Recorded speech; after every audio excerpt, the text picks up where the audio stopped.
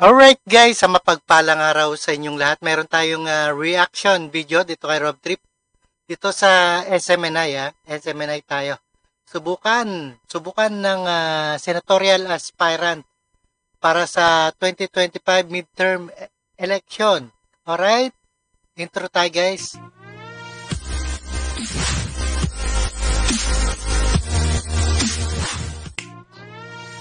Alright, subukan ng senatorial aspirant para sa 2025 midterm election.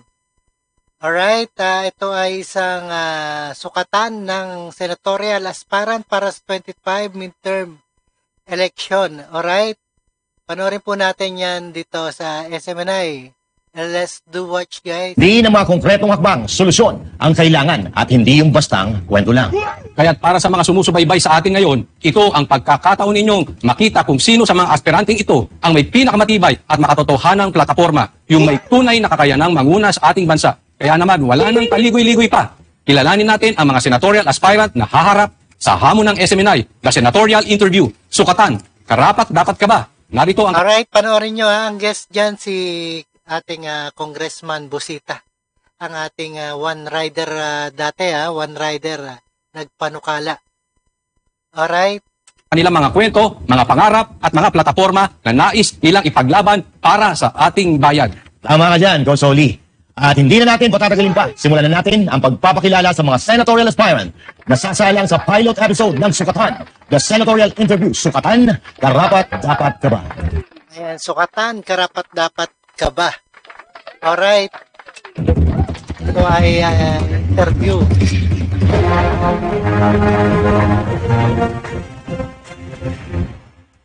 Isang abogado at doktor, nagtapos ng Medical Technology at Doctor of Medicine sa Far Eastern University. Pinagtibay din ang karanasan bilang Doctor ng Internal Medicine at Cardiology.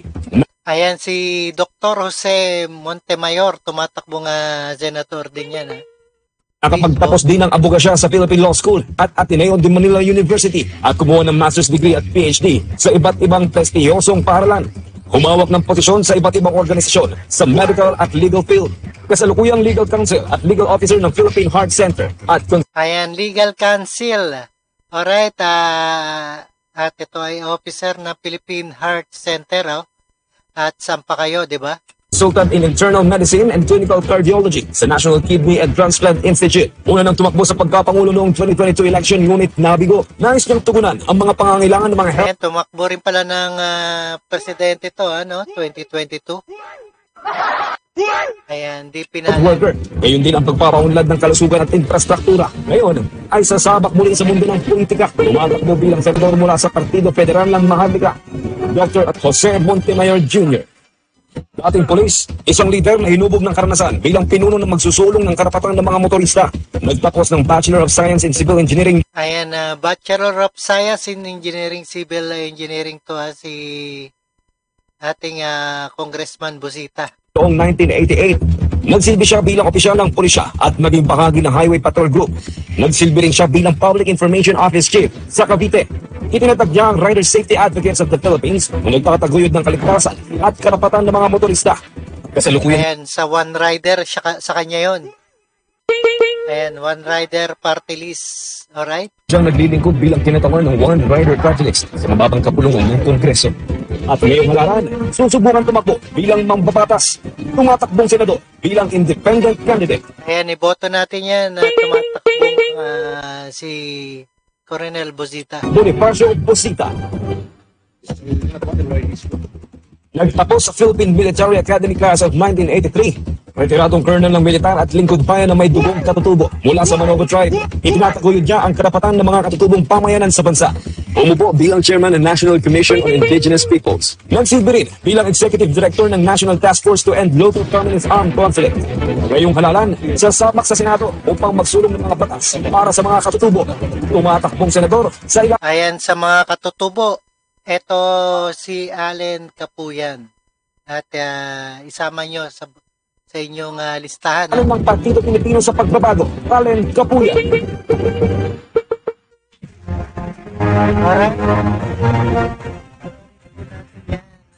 Isang sukatan ng senator. Mga kababayan, mga masugid natin taga-subaybay, Pilipinas, handa na ba tayo sa pagsisimula ng SMNI, the Senatorial Ayan, senatorial aspirant para sa midterm election, ha? Alright. Interview, sukatan, karapat dapat ka ba? Sa mga susunod na minuto, makikilala natin ang mga kandidato na haharap sa mga matitinding tanong mula sa ating mga kababayan at eksperto. Kilalanin natin sila sa kanilang mga plataforma at kung bakit sila nararapat sa ating mga boto. At ngayon, magsisimula na tayo sa pinakamalahang bahagi ng ating programa. Bawat kandidato ay may 2 minuto para ipaliwanag ang tatlo sa pinaka-prioridad din ng plataforma. Magsisimula na tayo sa unang kandidato. Bibigyan natin sila ng pagkakataong makapagpaliwanag ng malinaw, kaya tutok lang mga kababayan. Ayan, tutok lang, guys. Ito, makita natin ang sukatan ng isang tumatakbong senatorial aspirant para sa 2025. Alright? Tingnan natin kung sino ang may pinakamatibay na pananaw para sa kinabukasan ng bansa. Makinig tayo.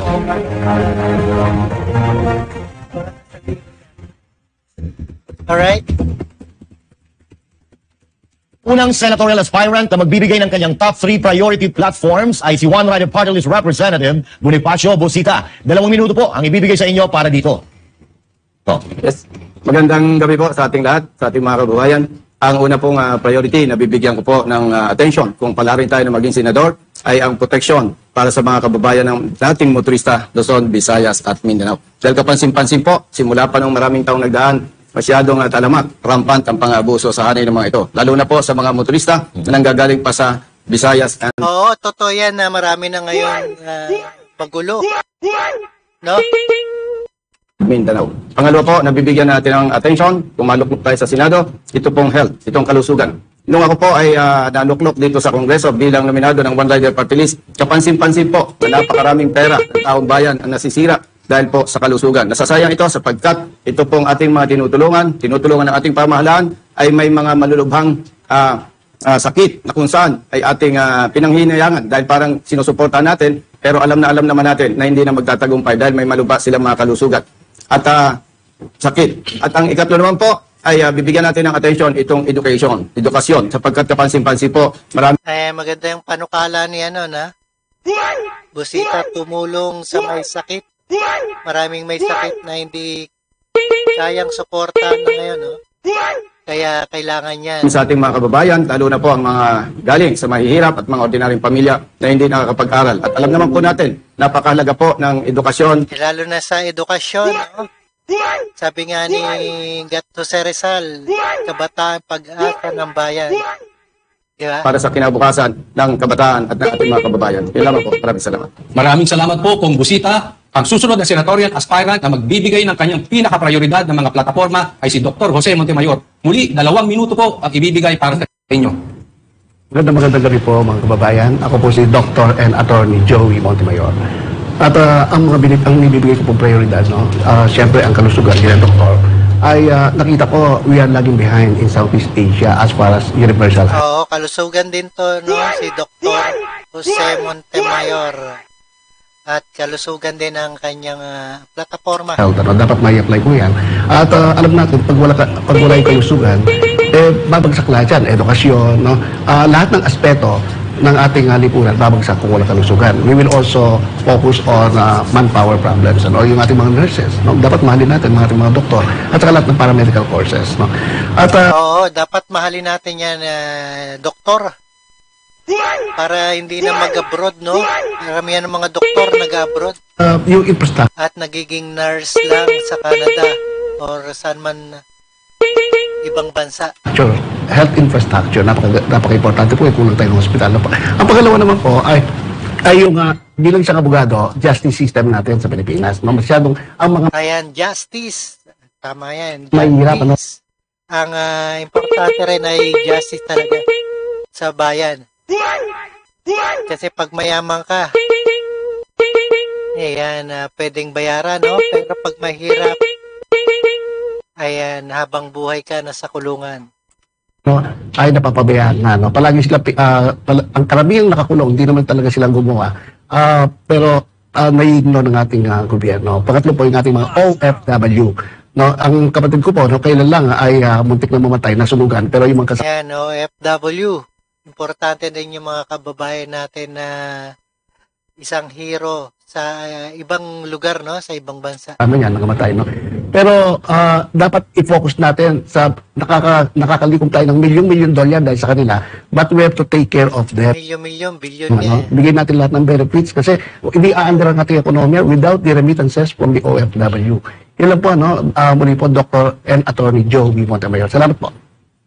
Okay, so narinig po natin ang top 3 priority platforms ni Dr. Montemayor. Ngayon, pakinggan naman Kaya mga top 3 na kanilang plataforma, no?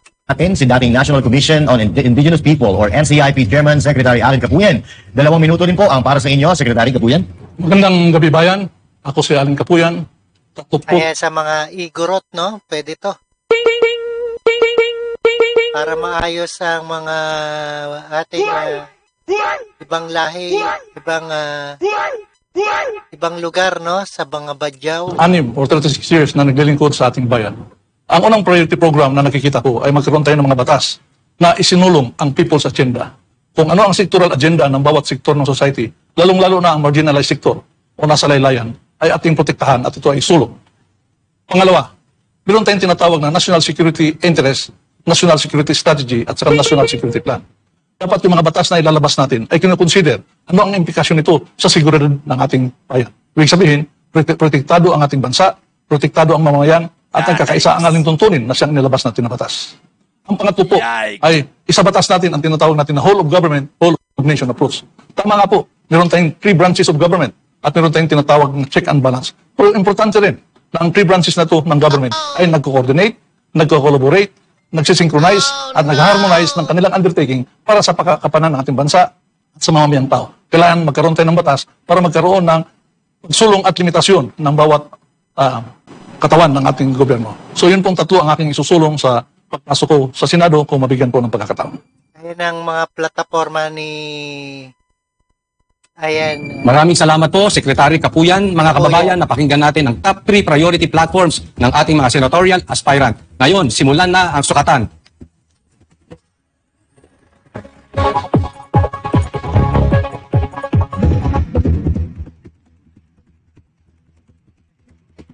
Tuhayan natin ang susunod na bahagi ng ating programa, ang Tanong ng Bayan. Ang mga tanong ay hindi lang mula sa eksperto o mga kilalang tao. Kabilang dito ang tanong mula sa ating mga kababayan, mga ordinaryong tao, vloggers at mga eksperto. Lahat may boses at lahat may karapatang magtanong. Muli, ipinapaalala natin na 2 minuto ang ibibigay sa kada senatorial aspirant para sagutin Ayan, pwede kayo magtanong dito, no? On the spot, pwede sagutin nila. ang mga issue o katanungang ibabato sa kanila. Ama, magsimula tayo sa man on the street. Pakinggan natin kung ano ang tanong ng ating mga kababayan na naghahanap ng tunay na solusyon sa iba't ibang problema sa ating lipunan. Kung ibubuto ka namin, sigurado bang hindi ka korap? Yun ang gusto namin malaman sa buong bayan, sa ating Pilipinas. Oo, yun number 1, dapat di corrupt. At hindi pro-China, no?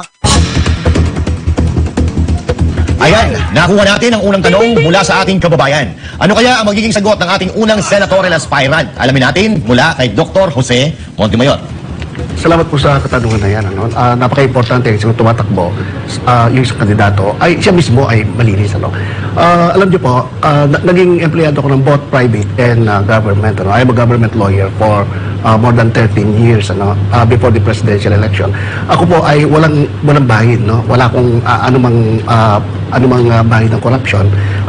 Ganun din sa private occupation ko as a doctor and a lawyer. So with that, I can assure the public, ang ating mga mamayan, na ang aking paglilingkod ay malinis. At wala pa record noon, wala record ngayon, at wala pa record ng corruption sa ano pa mang larangan. Ayan, walang bahid na korupsyon.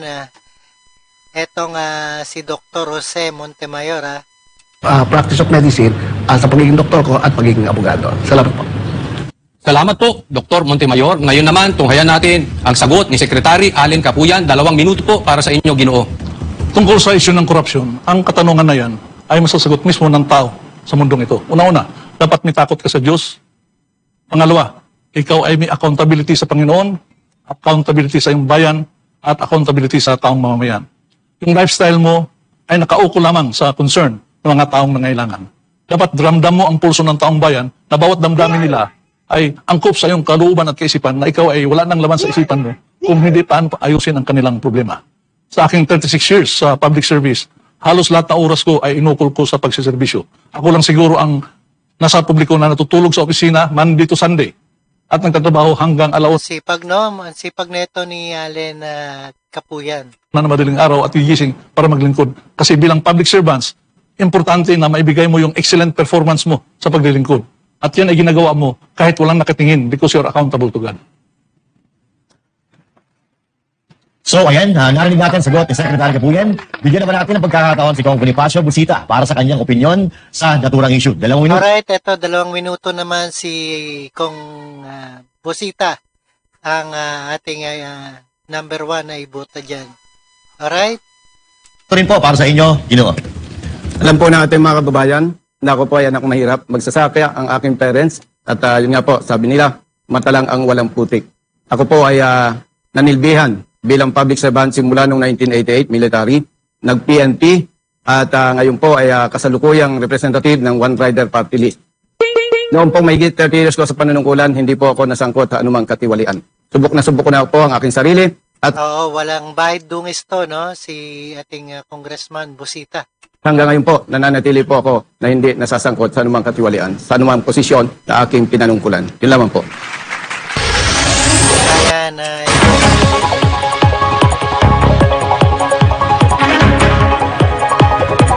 Isang tanong pa lamang yan mula sa ordinaryong mamamayan na si Juan de la Cruz. Sa totoo lang, marami tayong nakuhang tanong at issue mula sa ating mga kababayan na gusto nilang ipaabot sa ating mga senatorial aspirant. Totoo yan. Ngayon naman, tunghayan natin ang ikalawang katanungan o issue mula sa isa pa nating kababayan.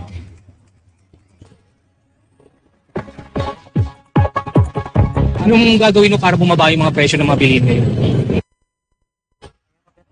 no? Kung manalo kayo at anong kaya nyo ba ibaba ang presyo ng mga bilihin? Sa pagkakataong ito, si Secretary Allen Kapuyan naman ang unang magbibigay ng kanyang kasagutan o pananaw patungkol sa isyong ibinato ng ating kababayan. Nakikita natin ang isyong na tunay, napakabigat. Kaya kahit nung ako ay nasa NCIP pa, ay meron akong isinulong na 13 economic drivers. At isa nito ay food security. Dapat meron tayong honest to goodness program tungkol sa food security. At i-take advantage natin ang malawak natin na lupain na agricultural land para magkaroon tayo ng programa sa bawat probinsya ng ating bansa. Ihinto na natin ang importation ng mga food products para magkaroon ng encouragement ang ating Ayan, tama yan, no? mga poor peasants, farmers at marginalized sector para magtanim. Importante rito, Dapat magtanim talaga kasi wala na, no? Wala nagtatanim. suportahan ng gobyerno hindi lamang sa aspeto ng pinansyal but also sa technical at iba pang pangailangan ng ating mga mamamayan. Alright, salamat po, Sec Kapuyan. Ngayon, bigyan naman natin ng pagkakataon si Kong Bonifacio Busita. Ano ang kanyang pananaw dito? Ating kongresista mula sa One Rider Party List. Kong Busita? Yes, Master Julie. Naniniwala po tayo na mataas na pabilihin ay ang isang pangunahing dahilan nito po ay ang korupsyon sa ating bansa. Kaya po dapat bigyan natin Ayan, talagang korupsyon ang problema, no? Kahit mataas ang bilihin natin. Ayan, tama si Congressman Busita. Di ba? Oh, number 1 na sagot yan. Dapat ganyan yung mga sagot. ito ng atensyon para po mas maging malinaw sa ating mga kababayan. Halimbawa po, yung mga produkto, patong-patong po ang mga illegal na hindi naman dapat gastusin ng mga involved dito sa mga negosyo. Kaya dapat po bigyan natin ito ng atensyon, itong korupsyon laban sa mga Kaya bigyan ng attention mga corrupt dyan, no? Napupunta lang sa bulsa, no?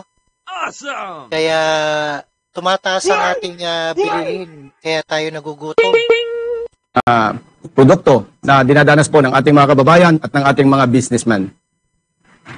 Salamat po, Kong Busita. At ang pinakahuling magbibigay ng kanyang kasagutan o opinyon patungkol sa katanungan ng ating kababayan ay si Dr. Jose Montemayor. Okay, yung pong inflation, it's an interplay of demand, no? Supply and demand. Bilang, hindi na po ako doktor, lawyer, kundi economist po ako. No? Tumataas ang presyo ng bilihin dahil kukunti yung supply. No? Supply and demand. Number 1 yan. Dapat yan ang tingnan ng ating gobyerno. At pag kukunti ang supply, mataas ang demand, ito lang tataas yan. No? And there are many factors that come into play because of high prices, no? That will drive food prices, services, no? Hindi lang food, good services. No? Number one, mag-establish tayo talaga ng manufacturing. No? Kasi masyado tayong fully dependent on imported goods. Kaya, not only yung mga... Manufacturing, pwede tayo magtanim, no? Bawat lugar. Kunyari sa Mindanao, Kamati, Sibuyas, di ba? At dito naman sa Batanes, bawang, ganun. Para kung ano yung talagang delicacies nila, no? Sa isang lugar. Manufacturing, pati yung mga masyadong rampant ng food smuggling sa Pilipinas. No? In fact, I wrote a book on that. No? Kaya dyan, no, natatalo natin mga farmers, itong mga massive importation, talagang ikokontrol pa nila ang mga presyo, kaya tataas yan. At pangatlo, yung mga government policies natin talagang anti-poor talaga. No?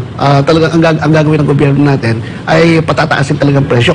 Oo, tinatago, no? Tapos patataasin ng presyo. Kaya, ayan, nagsasuffer ang mga mamamayan sa pagtatago nila, no? Para papatasin ang presyo bago ilabas. Hindi lang mga sibuyas, kundi pati mga kamatis, ano? Ang mga kamatis, dalawang kamatis, umaabot na ng mga 70-80 pesos. Na dati binibigay lang sa palengke yan. So yan po, no? We have to be serious in our drive against inflation. Kasi kung puro salita lang tayo, ang mga government policies, malupot naman, wala na pong mangyayari. So we have to be serious, we have to have a political will in driving the prices down. No? From the economists to the poorest of the poor, we have to contribute. Thank you po. Alright. So, thank you po, Doc Montemayor. Nagsisimula pa lang tayo, pero ramdam na dito sa studio ang tila init ng opinyon at pananaw ng ating mga senatorial aspirant para sa iba't ibang issue sa ating lipunan. Sa puntong ito, tutunghayan natin ang susunod na bahagi ng ating kapanapanabik na programa, Tanong ng Bayan. Yan ang Tanong ng Bayan. Ngayon, bibigyan natin ng pagkakataon ng ating mga SMNI reporters, mga eksperto sa larangan ng balita at journalism na magtatanong ng mga mahalagang issue. Tingnan natin kung paano haharap ang mga kandidato sa mga tanong na may kabigatan. Alam naman po natin na 6 na milyong balota yung nasayang kasunod po ng pagpapalabas ng temporary restraining order. Oo, nasayang yung pera, no? Yung tinunaw lang. Unang Korte Suprema para doon sa 5 aspirante or 5 aspirants na disqualify po ng COMELEC para sa 2025 elections. Ngayon po, ano po kaya yung magandang gawin para maiwasan itong mga ganitong wastage? Kasi sabi po ng COMELEC, nasa around 150 million na yung nagastos nila para dito sa 150 million, no? Kung bigay lang sa mahirap. Dapat binigyan nila sa mahirap yung pera. Imprenta ng mga balota. At doon naman po sa part ng Korte Suprema, ano po kaya yung maganda nating maisulong para mas mabilis po yung pagpapalabas ng resolution or decision, lalo na po sa panahon ng eleksyon na may sinusunod talagang timeline ng COMELEC para po sa printing ng mga balota. Gayon din po doon sa part ng COMELEC. Salamat po. Unang sasagot sa katanungan ng ating SMNI reporter ay si One Rider Party List Representative Bonifacio Busita. May 2 minuto po kayo sa ating ginuo para sa ating sa issue na to. Yes, thank you po. Sa parte po ng COMELEC, dapat masusing inaaral ang mga aspirants at tiyakin na ang bawat isa ay masusing ma-evaluate ang kanilang qualifications para hindi po maiwasan itong mga ganitong pangyayari na kung saan. Kaya nga, sayang yung pera, no? Dapat inasurvey talaga nila ng maayos. Meron pala namang qualified pa base po sa Supreme Court. Sapalit hindi po nila ito. At the end, sino may kasalanan yan? Sino may kasalanan? Nabigyan ng tamang attention siguro. At sa parte naman po ng Supreme Court, wala po sa kanila ang control niyan. Ibig sabihin po, naghihintay lamang po sila ng complaints para sa appeal nitong mga tinanggal sa kanilang pagiging aspirante sa pagka-kandidato po nila. Kaya overall, dapat po maingat ang bawat pagsusuri ng COMELEC sa bawat isa, bawat aspirant or candidate. Salamat po, Congressman Busita. Susunod na sasagot ay si Dr. Jose Montemayor. Dapat talaga sinusuri muna, no? Kung okay bang tumakbo yan bilang senator. Uli, 2 minuto po para sa inyo, Ginoo. Well, yung pong COMELEC, masyadong mabilis sa pagdi-disqualify. Actually, alam din naman nila ang qualification. Hindi na kailangan na sabihan natin na dapat masusi. Pero they are turning a blind eye in favor. Pero mo, 4 na kandidato na kasama ko doon sa partido namin. Ako lang ang 4 na abogado. Pagkatapos, dumating yung 3 artista na sikat. Hindi ko alam, grade 2, grade 3 lang sila. Hindi ko naman sinasabi na hindi sila qualified. Pero, grade 1, grade 2. Tatakbong senator, no? Grade 1, grade 2. Grabe ito si Doktor, oh.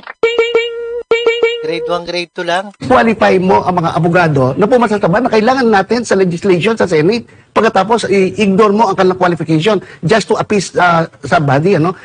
Yun po, no, maging maingat tayo, ano. In fact, I was one of the lawyers, ano. Pinareconsider ko sa Supreme Court. Sabi ko, that is actually unfair and injustice to the people who should run this country as far as legislation is concerned. Now, as far as the Supreme Court, no, ang COMELEC mabilis mag-disqualify. Ang Supreme Court naman matagal mag-decide. Once na-file ang petition for reconsideration, dapat i-convene na Kaya may tama tong si Doktor, no? Ang bagal talaga agad. nila. Ang problem kasi, no, sa mga justice, ako po, abogado rin, no? Of course, they are very intelligent men. But they have to consider these cases very fast. Kaya nagkakaroon justice delay. So ano sinasabi natin? Justice delayed is justice denied. So yun po, no, COMELEC dapat maging mabilis tayo, no? Maging masusi sa ating pag-aaral at ang Supreme Court maging mabilis sa desisyon. So ayan, napakinggan natin ang opinyon ni Dr. Montemayor. Ngayon, bigyan naman natin ng pagkakataon sa Secretary Aling Kapuyan. Sec, Kapuyan, please. Salamat. Yung tanong na COMELEC ang ginawa nating example, gusto ko itong sagutin sa kabuuan. Ang gusto kong sabihin, bilang public servant, bilang empleyado ng gobyerno, you are expected na magbigay ng excellent performance. Ibig sabihin nito, you are actually consecrating yourself to be of service to God, country, and people. Alam nyo, mayroong tatlong importanteng salita na siyang dapat bigyan natin ng weaponization. Una, pag ikaw ay empleyado ng gobyerno o opisyal ng gobyerno, number one, pag ikaw ay may ginawa, pero may mali, may pananagutan ka. Pag ikaw ay walang ginawa, may pananagutan ka. Pag ikaw ay may ginawa, kahit hindi mo alam na mali pala, may pananagutan ka. Ibig sabihin, as government employee, official or worker, we should make it a point that you will always be accountable for every action na ginawa mo. Ibig sabihin nito, yung nangyari sa COMELEC, dapat meron silang pananagutan. Dapat may pananagutan talaga yan ng tama yan na ina-appoint na ni Kapuyan na kasalanan nila, di ba? Sino may kasalanan? Yan yung tanong ko kanina, no? Awesome! Sino may kasalanan? Bakit nasayang yung more than 100 million dahil lang sa isang Oh, 150 million yan, ha? Sayang. Kasi pag ganyan ang ating pulisya, magbibihib lahat. Talagang magbibihib lahat. Ibig sabihin, laging mangyayari yan, no? Kaya mahirap din yan. Kasi imagine, kahit hindi mo alam na mali ang ginawa mo, may pananagutan ka. At lalo na kung alam mo na mali ang ginawa mo. So yan ang aking isulong. Dapat magkaroon tayo dyan ng operationalization of the law. Na para yan ay maging... Dapat may batas talaga yan, no? Kung sino nagkamali. Sundin natin para mag-behave ang lahat ng naglilingkod sa ating bayan. Hindi behave, no? Salamat, Secretary Kapuyan. Warm up pa lang yan, mga kababayan, kaya't walang BBTU dahil mas magiging kapanapanabik ang mga susunod na tagpo sa ating programa. Babalik ang SMNI, The Senatorial Interview. Alright guys, ayan, napakinggan at napanood po natin ang reaction video ni Rob Trip dito sa sukatan na sa Senado na kailangan magampanan talaga nila. At ito ay magandang talakayan, no? Kung ano talaga yung gusto nila. Alright? At panoorin po uli natin yan. Alright?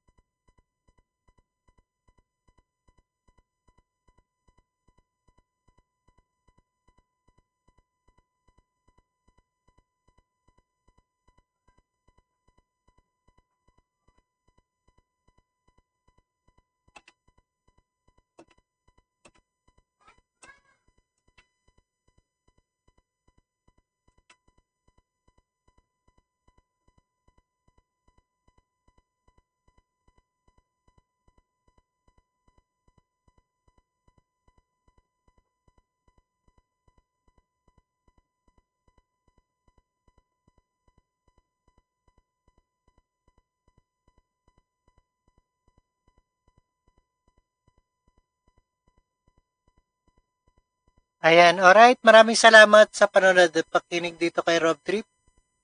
And see us again sa ating reaction video sa subukan ng senatorial aspirant dito sa SMNI. Alright, and peace out.